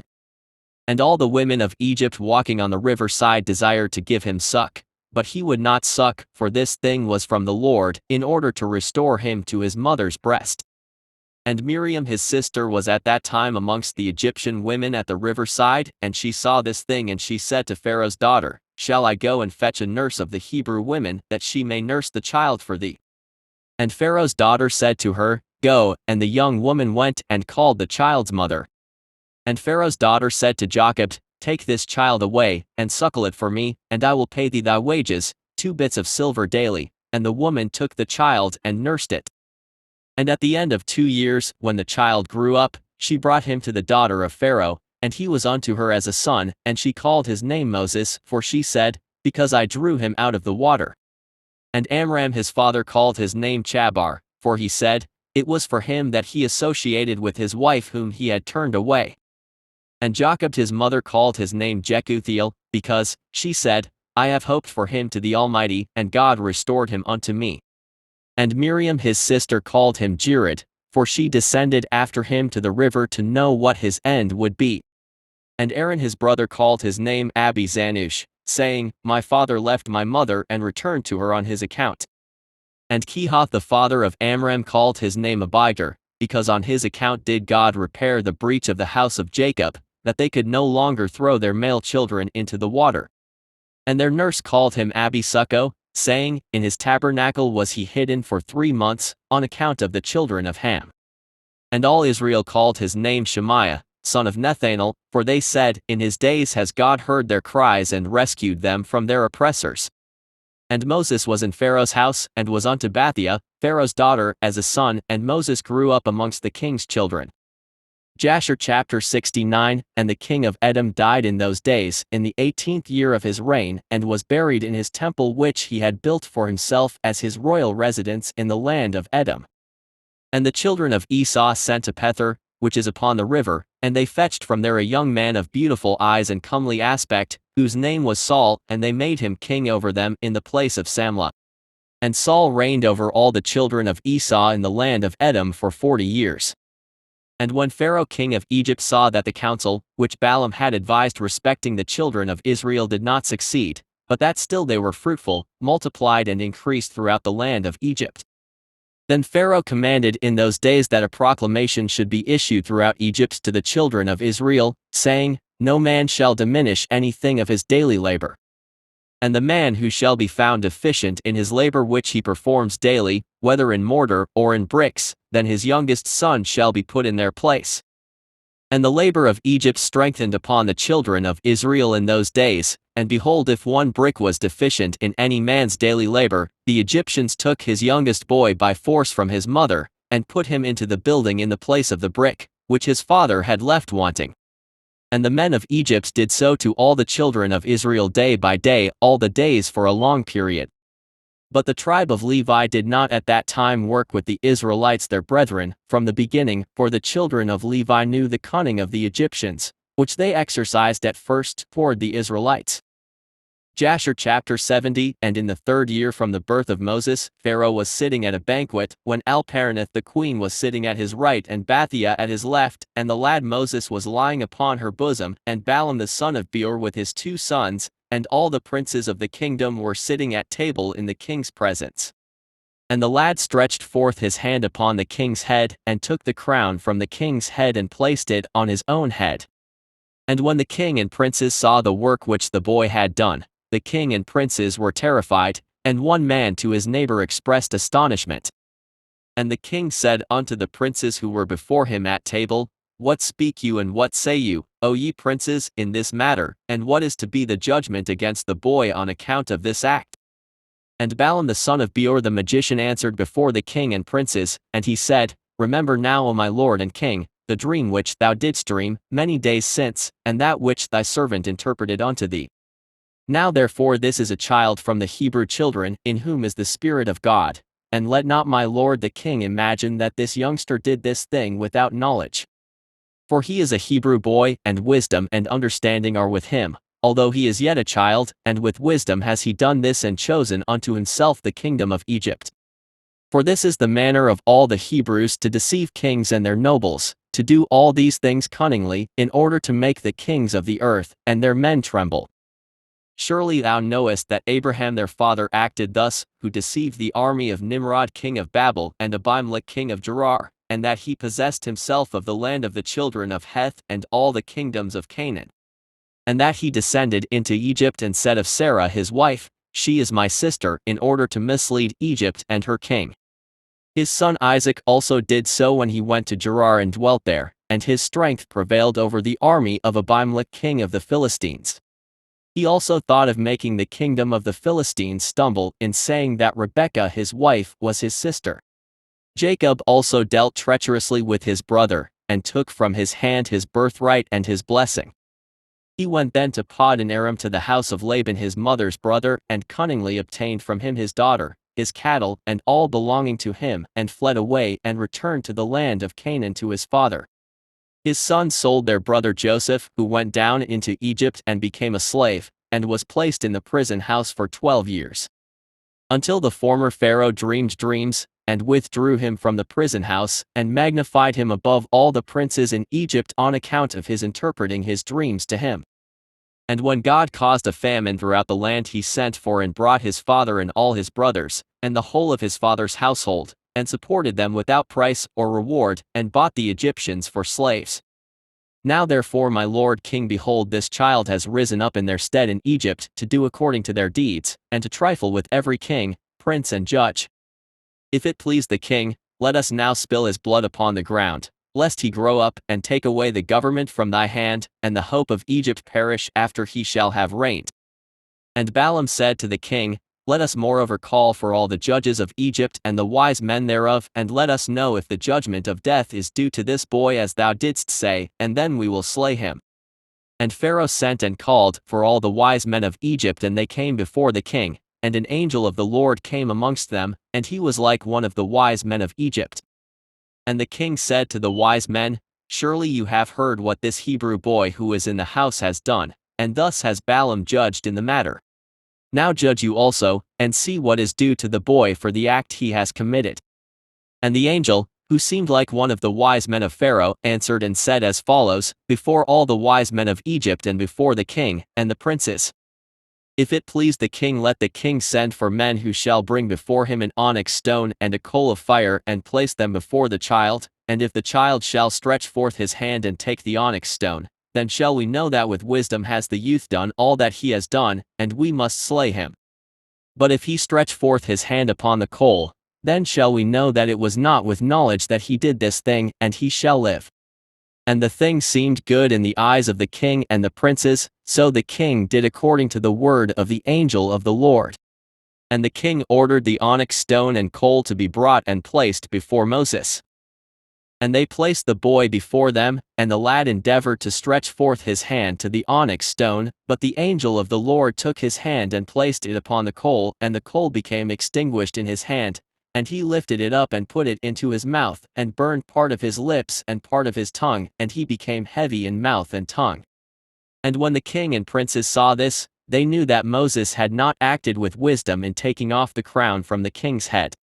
So the king and princes refrained from slaying the child, so Moses remained in Pharaoh's house growing up, and the Lord was with him. And whilst the boy was in the king's house, he was robed in purple, and he grew amongst the children of the king. And when Moses grew up in the king's house, Bathia the daughter of Pharaoh considered him as a son, and all the household of Pharaoh honored him, and all the men of Egypt were afraid of him. And he daily went forth, and came into the land of Goshen, where his brethren the children of Israel were, and Moses saw them daily in shortness of breath and hard labor. And Moses asked them, saying, Wherefore is this labor meted out unto you day by day? And they told him all that had befallen them, and all the injunctions which Pharaoh had put upon them before his birth. And they told him all the counsels, which Balaam the son of Beor had counseled against them, and what he had also counseled against him in order to slay him when he had taken the king's crown from off his head. And when Moses heard these things, his anger was kindled against Balaam, and he sought to kill him, and he was in ambush for him day by day. And Balaam was afraid of Moses, and he and his 2 sons rose up and went forth from Egypt, and they fled and delivered their souls and betook themselves to the land of Cush to Kikianus king of Cush. And Moses was in the king's house, going out and coming in. The Lord gave him favor in the eyes of Pharaoh, and in the eyes of all his servants, and in the eyes of all the people of Egypt, and they loved Moses exceedingly. And the day arrived when Moses went to Goshen to see his brethren, that he saw the children of Israel in their burdens and hard labor, and Moses was grieved on their account. And Moses returned to Egypt and came to the house of Pharaoh, and came before the king, and Moses bowed down before the king. And Moses said unto Pharaoh, I pray thee, my lord, I have come to seek a small request from thee, turn not away my face empty. And Pharaoh said unto him, Speak. And Moses said unto Pharaoh, Let there be given unto thy servants the children of Israel, who are in Goshen, 1 day to rest therein from their labor. And the king answered Moses and said, Behold, I have lifted up thy face in this thing to grant thy request. And Pharaoh ordered a proclamation to be issued throughout Egypt and Goshen, saying, To you all the children of Israel, thus says the king, For 6 days you shall do your work and labor, but on the 7th day you shall rest, and shall not perform any work. Thus shall you do all the days, as the king and Moses the son of Bathia have commanded. And Moses rejoiced at this thing which the king had granted to him, and all the children of Israel did as Moses ordered them. For this thing was from the Lord to the children of Israel, for the Lord had begun to remember the children of Israel to save them for the sake of their fathers. And the Lord was with Moses, and his fame went throughout Egypt. And Moses became great in the eyes of all the Egyptians, and in the eyes of all the children of Israel, seeking good for his people Israel and speaking words of peace regarding them to the king. Jasher chapter 71. And when Moses was 18 years old, he desired to see his father and mother, and he went to them to Goshen. And when Moses had come near Goshen, he came to the place where the children of Israel were engaged in work, and he observed their burdens, and he saw an Egyptian smiting one of his Hebrew brethren.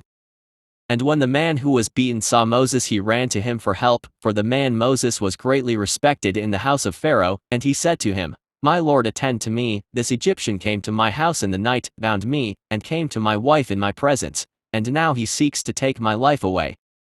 And when Moses heard this wicked thing, his anger was kindled against the Egyptian, and he turned this way and the other, and when he saw there was no man there, he smote the Egyptian and hid him in the sand, and delivered the Hebrew from the hand of him that smote him. And the Hebrew went to his house, and Moses returned to his home, and went forth and came back to the king's house. And when the man had returned home, he thought of repudiating his wife, for it was not right in the house of Jacob, for any man to come to his wife after she had been defiled. And the woman went and told her brothers, and the woman's brothers sought to slay him, and he fled to his house and escaped. And on the second day, Moses went forth to his brethren, and saw, and behold, two men were quarreling, and he said to the wicked one, Why dost thou smite thy neighbor? And he answered him and said to him, Who has set thee for a prince and judge over us? Dost thou think to slay me as thou didst slay the Egyptian? And Moses was afraid, and he said, Surely the thing is known. And Pharaoh heard of this affair, and he ordered Moses to be slain. So God sent his angel, and he appeared unto Pharaoh in the likeness of a captain of the guard. And the angel of the Lord took the sword from the hand of the captain of the guard, and took his head off with it, for the likeness of the captain of the guard was turned into the likeness of Moses. And the angel of the Lord took hold of the right hand of Moses, and brought him forth from Egypt, and placed him from without the borders of Egypt, a distance of 40 days' journey. And Aaron his brother alone remained in the land of Egypt, and he prophesied to the children of Israel, saying, Thus says the Lord God of your ancestors, Throw away, each man, the abominations of his eyes, and do not defile yourselves with the idols of Egypt. And the children of Israel rebelled, and would not hearken to Aaron at that time. And the Lord thought to destroy them, were it not that the Lord remembered the covenant, which he had made with Abraham, Isaac, and Jacob. In those days the hand of Pharaoh continued to be severe against the children of Israel, and he crushed and oppressed them, until the time when God sent forth his word and took notice of them. Jasher chapter 72. And it was in those days that there was a great war, between the children of Cush and the children of the east and Aram, and they rebelled against the king of Cush in whose hands they were. So Kikianus king of Cush went forth with all the children of Cush, a people numerous as the sand, and he went to fight against Aram and the children of the east, to bring them under subjection. And when Kikianus went out, he left Balaam the magician, with his 2 sons, to guard the city, and the lowest sort of the people of the land. So Kikianus went forth to Aram and the children of the east, and he fought against them and smote them, and they all fell down wounded before Kikianus and his people.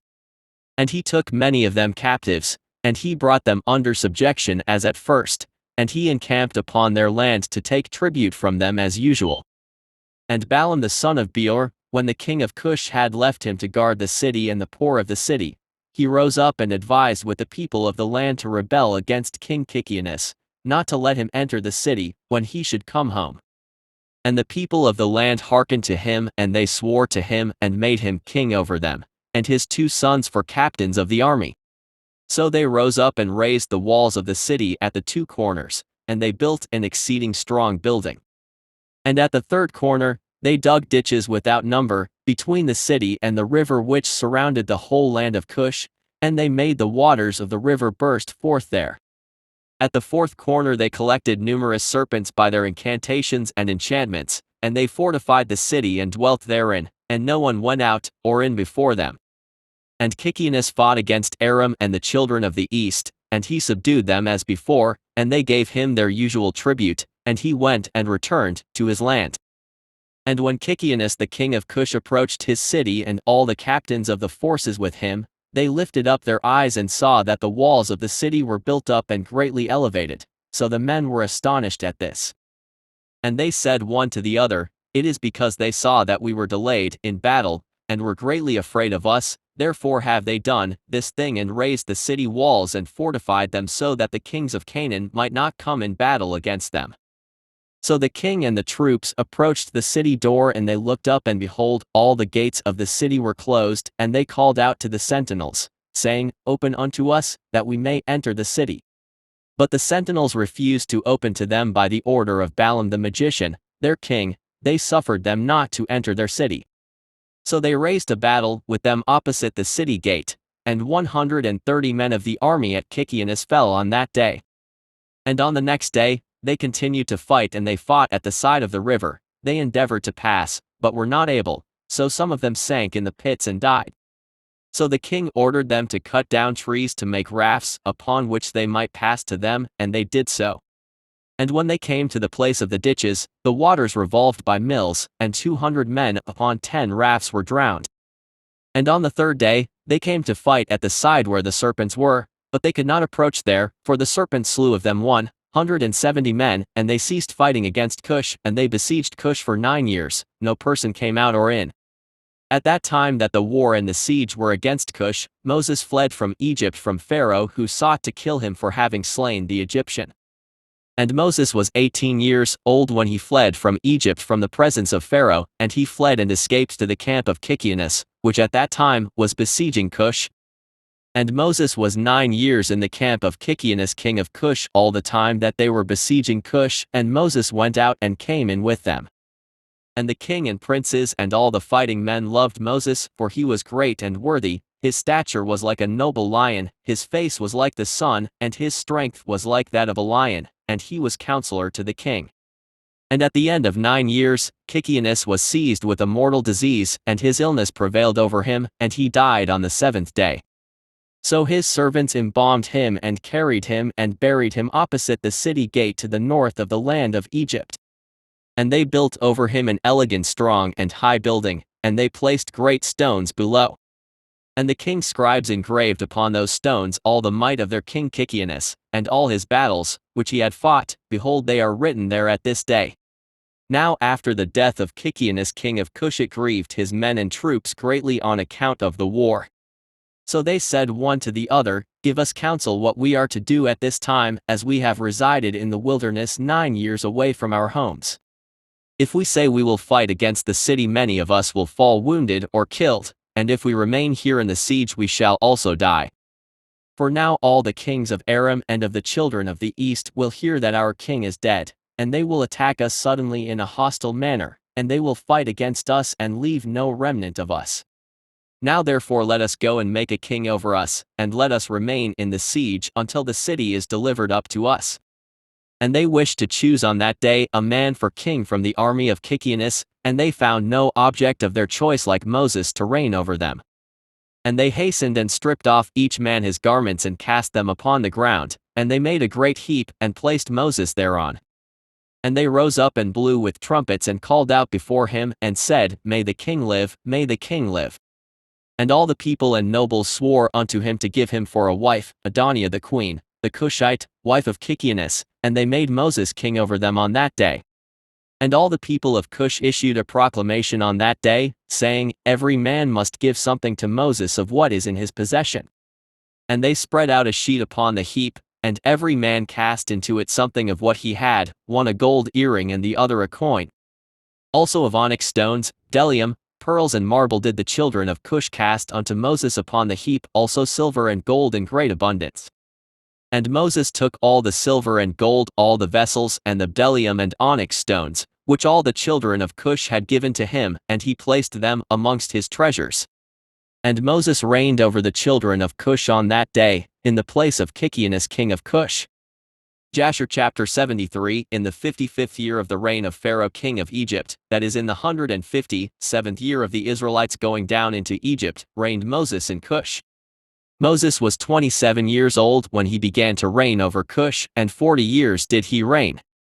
And the Lord granted Moses favor and grace in the eyes of all the children of Cush, and the children of Cush loved him exceedingly, so Moses was favored by the Lord and by men. And in the 7th day of his reign all the children of Cush assembled, and came before Moses, and bowed down to him to the ground. And all the children spoke together in the presence of the king, saying, Give us counsel that we may see what is to be done to this city. For it is now 9 years that we have been besieging round about the city, and have not seen our children and our wives. So the king answered them, saying, If you will hearken to my voice in all that I shall command you, then will the Lord give the city into our hands, and we shall subdue it. For if we fight with them as in the former battle, which we had with them before the death of Kikianus, many of us will fall down wounded as before. Now therefore behold, here is counsel for you in this matter, if you will hearken to my voice, then will the city be delivered into our hands. So all the forces answered the king, saying, All that our Lord shall command that will we do. And Moses said unto them, Pass through and proclaim, a voice in the whole camp unto all the people, saying, Thus says the king, Go into the forest and bring with you of the young ones of the stork, each man a young one in his hand. And any person transgressing the word of the king, who shall not bring his young one, he shall die, and the king will take all belonging to him. And when you shall bring them, they shall be in your keeping. You shall rear them until they grow up, and you shall teach them to dart upon, as is the way of the young ones of the hawk.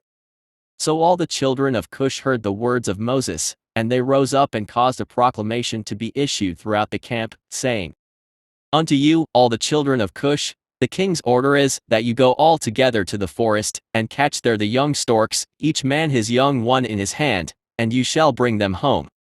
And any person violating the order of the king shall die, and the king will take all that belongs to him. And all the people did so, and they went out to the wood, and they climbed the fir trees, and caught each man a young one in his hand, all the young of the storks, and they brought them into the desert, and reared them by order of the king, and they taught them to dart upon, similar to the young hawks. And after the young storks were reared, the king ordered them to be hungered for 3 days, and all the people did so. And on the 3rd day, the king said unto them, Strengthen yourselves, and become valiant men, and put on each man his armor, and gird on his sword upon him, and ride each man his horse, and take each his young stork in his hand. And we will rise up and fight against the city, at the place where the serpents are. And all the people did as the king had ordered. And they took each man his young one in his hand, and they went away, and when they came to the place of the serpents, the king said to them, Send forth each man his young stork upon the serpents. And they sent forth each man his young stork, at the king's order, and the young storks ran upon the serpents, and they devoured them all and destroyed them out of that place. And when the king and people had seen that all the serpents were destroyed in that place, all the people set up a great shout. And they approached and fought against the city, and took it and subdued it, and they entered the city. And there died on that day 1,100 men of the people of the city, all that inhabited the city, but of the people besieging not one died. So all the children of Cush went each to his home, to his wife and children, and to all belonging to him. And Balaam the magician, when he saw that the city was taken, he opened the gate, and he and his 2 sons and 8 brothers fled and returned to Egypt to Pharaoh king of Egypt. They are the sorcerers and magicians who are mentioned in the book of the law, standing against Moses when the Lord brought the plagues upon Egypt. So Moses took the city by his wisdom, and the children of Cush placed him on the throne instead of Kikianus king of Cush.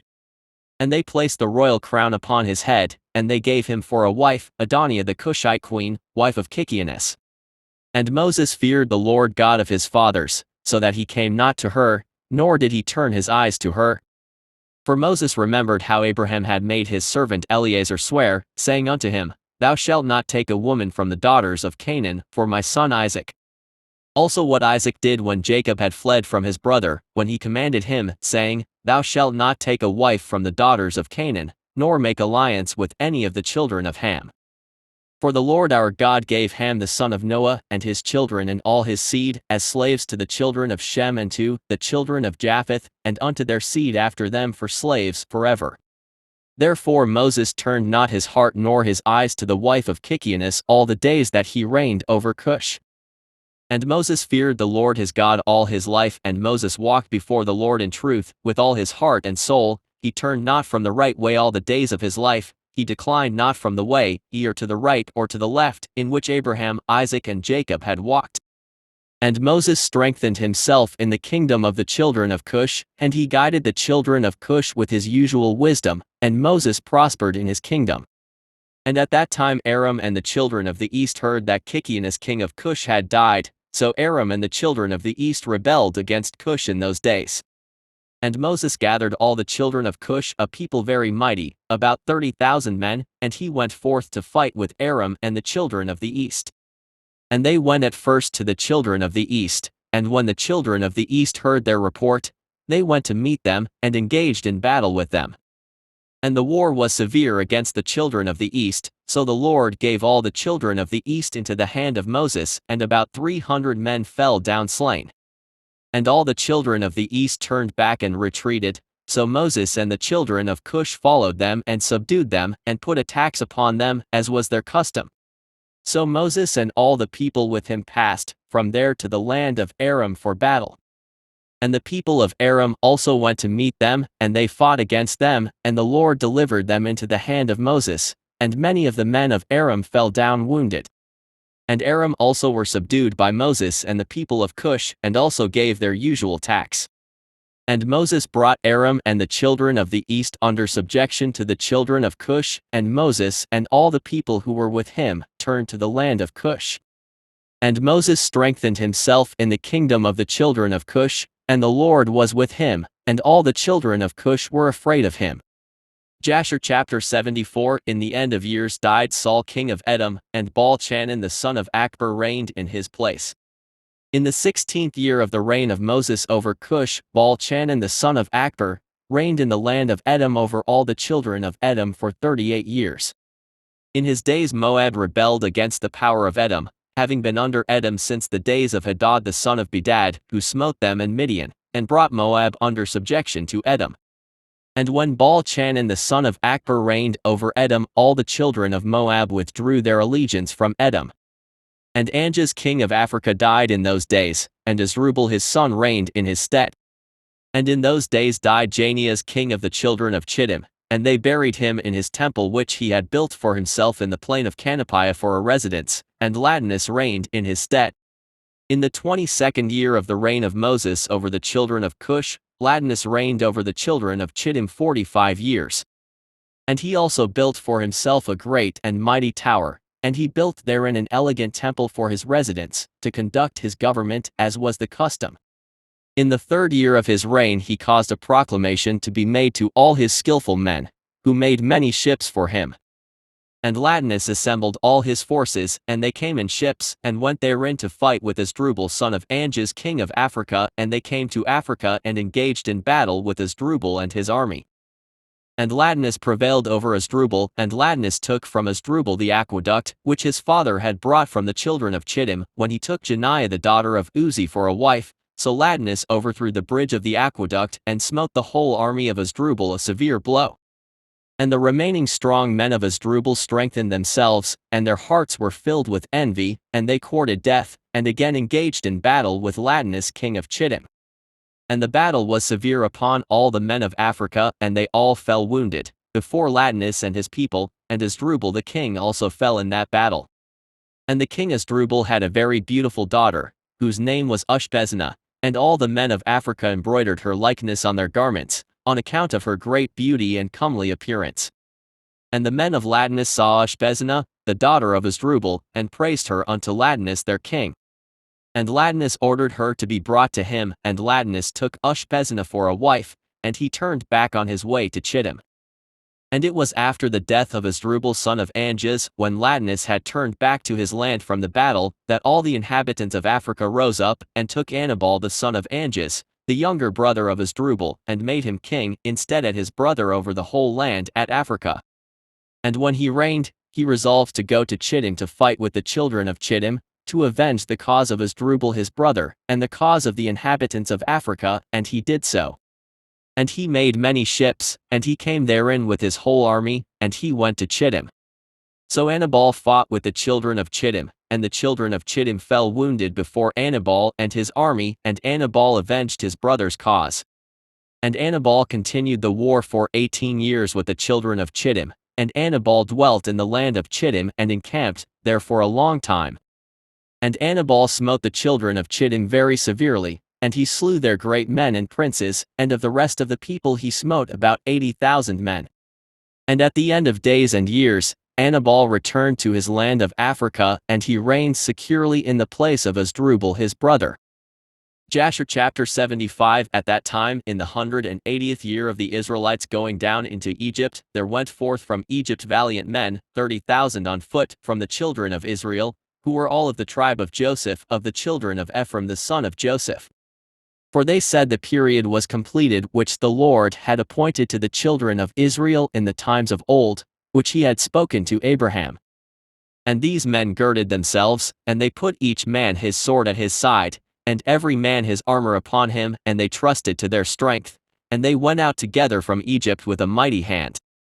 But they brought no provision for the road, only silver and gold, not even bread for that day did they bring in their hands, for they thought of getting their provision for pay from the Philistines, and if not they would take it by force.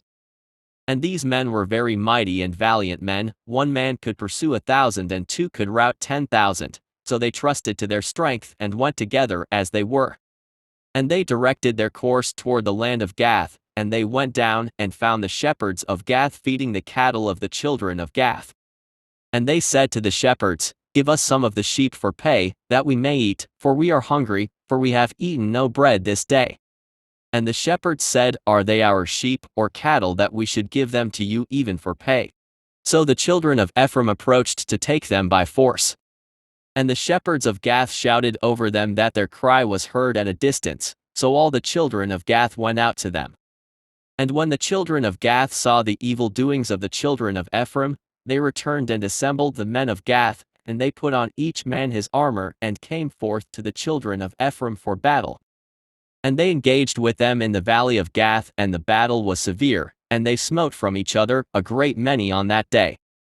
And on the second day, the children of Gath sent to all the cities of the Philistines that they should come to their help, saying, "Come up unto us and help us, that we may smite the children of Ephraim, who have come forth from Egypt to take our cattle, and to fight against us without cause." Now the souls of the children of Ephraim were exhausted with hunger and thirst, for they had eaten no bread for 3 days. And 40,000 men went forth from the cities of the Philistines to the assistance of the men of Gath.